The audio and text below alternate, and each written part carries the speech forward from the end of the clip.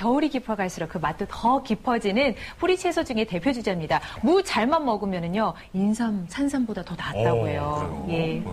어떻습니까, 교수님? 그렇습니까, 진짜?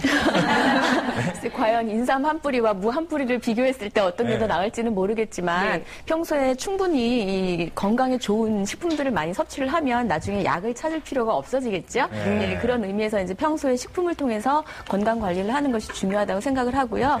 특히 뭐 제철 식품이 좋다는 말씀 주셨는데 그렇습니다. 이렇게 제철 식품이 좋은 이유가 오랫동안 보관하지 않고 먹을 수 있기 때문이고요. 아무래도 보관을 하다 보면 비타민 C라든지 각종 영양소의 파괴가 일어날 수 있고 또 그 제철에 낫다는 건 결국 노지 재배를 했다는 얘기거든요. 예, 시설 재배를 하지 않았다는 얘기인데 예전에는 물론 시설 재배할 수가 없었기 때문에 모두 다 노지 재배를 했었겠죠. 근데 시설 재배는 이제 사시사철 언제나 먹을 수 있다는 장점은 가지고 있지만 아무래도 노지에서 재배한 것보다 영양소 함량도 떨어지고요.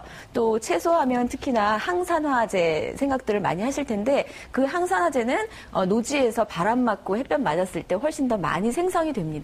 때문에 노지에서 바람 맞고 이렇게 겨울에 수확된 무들이 훨씬 더 영양가도 많고 맛도 좋다고 볼 수 있겠습니다. 이제 기침, 뭐 가래에 좋다고 저희가 이제 무 방금 전에 봤었는데 어떤 성분이 이렇게 도움이 많이 되는 건가요? 무 드시면 약간 매콤한 맛을 느끼실 거예요. 그게 이제 무가 겨작과 혹은 십자화과에 속하는 식물이기 때문에 그런데요. 겨작과 식물들의 특징이 모두 매운맛을 갖고 있는 것입니다. 근데 이 매운맛을 구성하고 있는 성분이 황이 들어있는 유황화합물이거든요. 근데 이 유황화합물은 물론 각 식물마다 이름은 조금씩 다르지만 그 황화합물이 대체적으로 강력한 살균 효과를 가지고 있고 또 항산화 작용이 매우 뛰어난 것으로 알려져 있습니다. 이것 때문에 결국은 감기를 예방하거나 이미 감기에 걸렸을 때 면역력을 더 증진시켜 줌으로써 감기를 조금 더 빨리 회복할 수 있는 그런 힘을 길러준다고 볼 수가 있겠죠. 또 어떤 분은 무가 채소니까 비타민 C가 많아서 그런 거 아니냐 이렇게 기대를 하시기도 해요. 근데 물론 비타민 C가 들어있긴 합니다. 근데 100g당 약 15mg 정도고요. 이 양은 감기의 효과를 보기에 그렇게 감기 효과를 볼 정도는 아니라고 생각이 들어요. 그래서 그 때문이라기보다는 그 매운맛 성분 때문에 감기에 효과가 있는 거다 이렇게 생각을 할 수가 있겠습니다. 비타민 C는 귤로 이렇게 섭취를 하면 좋겠네요. 과일로 드시는 것이 훨씬 더 많이 드실 수 있는 방법이죠. 아니 근데 저는 아까 화면 나갈 때 눈여겨봤던 게요. 보통 물을 보관할 때 저는 신문지에 둘둘둘둘 말아서 냉장고에 넣어놓는데 아까 그 김난조 주부님 댁은 보니까 항아리에 그래요. 항아리에 보관을 하시는 것 같아요. 더 항아리라는 게 이제 전통적인 우리 그릇, 이제 숨을 쉴 수 있다. 이거 굉장히 큰 장점으로 얘기를 하죠. 그런데 그 보관, 항아리 자체를 보관하는 곳이 어디냐에 따라 좀 달라질 것 같습니다. 사실 지나치게 높은 온도에서 채소를 보관을 하게 되면 채소는 보관 중에서도 계속해서 숨을 쉬기 때문에 너무 지나치게 호흡작용이 활발하게 일어나면 건조가 될 수가 있거든요. 그렇지 않고 시원한 곳에 항아리를 보관하기만 한다면 괜찮을 것 같고요. 냉장고에 잘못 보관하시면 약간 얼어요. 그렇죠. 그렇게 되지 않도록 냉장고 항상 가장 밑에 칸에 보관하시는 것이 좋습니다. 냉기가 나오는 곳에 보관을 하면 얼어버리거든요. 그것만 주의하신다면 괜찮습니다. 보기에는 그냥 이렇게 보여도 지금 얘가 숨을 쉬고 있는 거군요, 지금. 민감합니다. 그러니까. 너무 낮은 온도에다 보관하면 안 되겠군요. 그렇죠. 네, 그렇게 했다가 꺼내서 써보려고 그러면 너무 속상하거든요. 네, 그렇죠. 그리고 또 하나, 김난주 주부께서 물을 자랑하실 때요.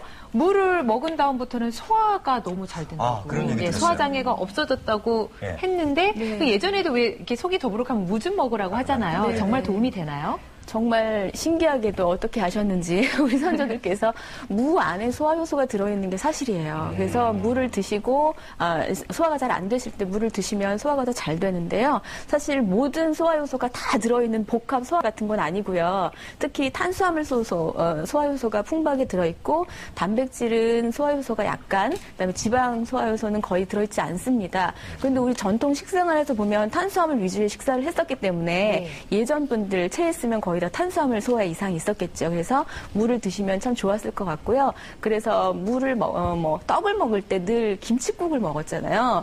떡 줄 사람은 생각도 안 했는데 김칫국부터 마신다 이렇게 얘기를 할 정도로 늘 찰떡궁합을 자랑하는 그런 식품이었는데 떡 먹고 체하기 쉬우니까 너무 빨리 먹어서 체하지 말아라 또는 소화 효소의 도움을 받아서 더 소화가 잘 되게 해주기 위해서 같이 먹었던 것 같고.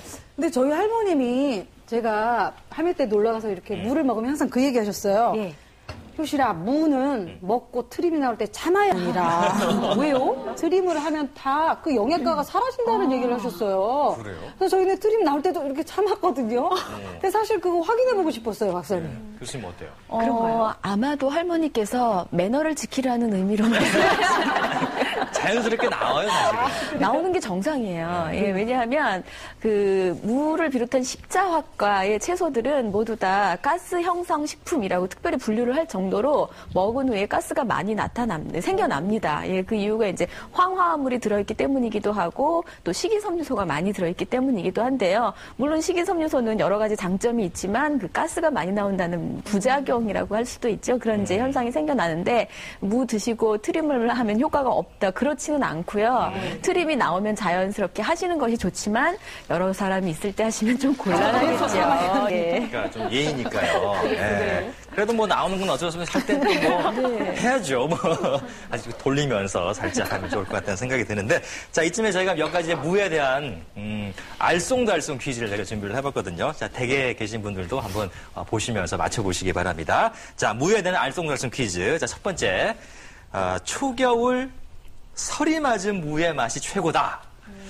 글쎄요, 어떨 것 같습니까? 저는 맞는 것 같은데요. 설이 맞은 무가 더 저는 아삭하고 맛있다는 얘기를 어디선가 들은 것 같아요.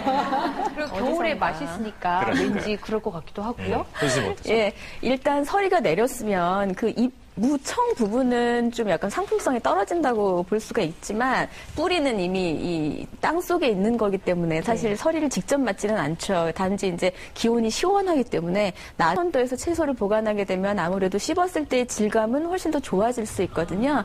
그런 의미에서 이제 서리 맞은 무가 좋다 이렇게 얘기를 한다고 생각을 하는데 그렇지만 그렇게 되면 그 무청의 상품성은 좀 떨어진다고 봐요. 그래서 무청까지 함께 이용을 한다는 면에서는 딱히 서리 맞을 때까지 둘 필요는 없지 않을까 생각은 듭니다. 예, 무와 이런 얘기죠. 무와 오이는 궁합이 맞지 않는다. 무와 오이는. 아니 그런데 저희 친정어머님도요 이렇게 무생채 할 때 보면 오이나 당근 이런 거 절대 안 넣으시더라고요. 왜요? 궁합이 안 맞는다고 그러시던데 느낌 이상하네 이것도. 이건 교수님께서 아마.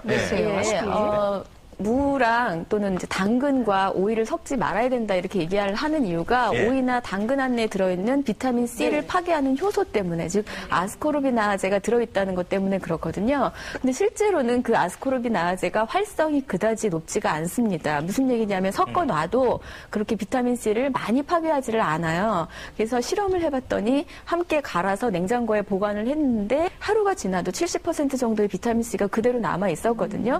그러니까 비타민 C를 파괴하는 효소가 들어있는 것은 사실이지만 실제로 둘을 섞었을 때 그다지 심하게 비타민C를 파괴하는 영향은 없기 때문에 만약에 둘을 섞어서 맛을 보완할 수 있다거나 취향이 더 맞으신다면 섞어서 드셔도 아무런 상관이 없습니다. 뭐 내용이 약간 복잡하긴 한데 아무튼 궁합이 뭐 안 맞고 이런 건 없다는 거 괜찮다는 거죠? 안 맞는다고 볼 수는 없죠. 같이 이렇게 드셔도 되겠네요. 문제가 있는 경우는요. 섞어서 한참 두는 경우에. 한참 두는 경우. 섞어서 한참 두는 경우인데 생채를 하는데 섞어서 금방 먹었다. 그러면 아무런 영향이 없습니다. 영향이 없. 그 무말랭이를 만들 때 껍질까지 같이 말리는 게 좋다고 그러는데 왜 그런가요? 그렇더라고요. 일단 뭐 씹히는 질감도 좋지만 그 껍질 부분에 육질 부분보다 더 많은 비타민 C가 들어있기 때문에 껍질까지 말리시면 영양면에서도 좋고 뭐 맛도 괜찮을 것 같아요. 그런데 문제는 껍질 부분에는 매운맛이 조금 더 강하거든요. 그래서 특히나 매운맛 싫어하시는 분들은 조리하실 때 껍질을 좀 벗겨버리시고요. 그렇지 않다면 껍질채 하시는 것이 좋겠습니다. 웬만하면 그냥 드시는 게 낫죠. 그렇죠. 영양도 좋다니까. 네. 그만큼 즐기는 맛으로. 네, 뭐 제가 맛보니까요. 뭐 꼬들꼬들한 무말랭이도 맛있지만 구수한 시래기 무침도 정말 맛있거든요. 뭐 보통 무청이라고 하잖아요. 무보다 무청이 낫다라는 얘기도 제가 어디선가 들은 것 같은데 그 맞는 말인가요? 잘 들으셨어요. 이번엔 제대로 들으셨어요. 무보다 무청이 100배 나은데요. 너무 안타깝게 요즘에는 시래기가 쓰레기화 되어가고 있어요. 거의 다 버리시잖아요. 특히 젊은 주부님들은 거의 안 드시는 것 같은데 특히나 또 슈퍼마켓 가서 사려고 보면 다 잘라서 팔기 때문에 구하기도 사실 쉽지 않죠. 근데 무청에 들어있는 영양 성분을 살펴보면 무청을 꼭 먹어야 되겠다고 이제 생각이 드실 거예요. 무보다 훨씬 더 많이 들어있는 게 칼슘도 한 10배 정도 더 많이 들어있고요. 또 비타민 C나 철분은 한 5배 정도 더 많이 들어있고 있고 또 베타카로틴 성분은 약 50배 정도 더 많이 들어있습니다. 예. 그러니까 무청을 버린다는 건 상당히 낭비, 너무 아쉬운 부분이죠. 꼭 함께 그러니까요. 드시면 좋겠습니다. 오늘 수거하러 가야겠는데요.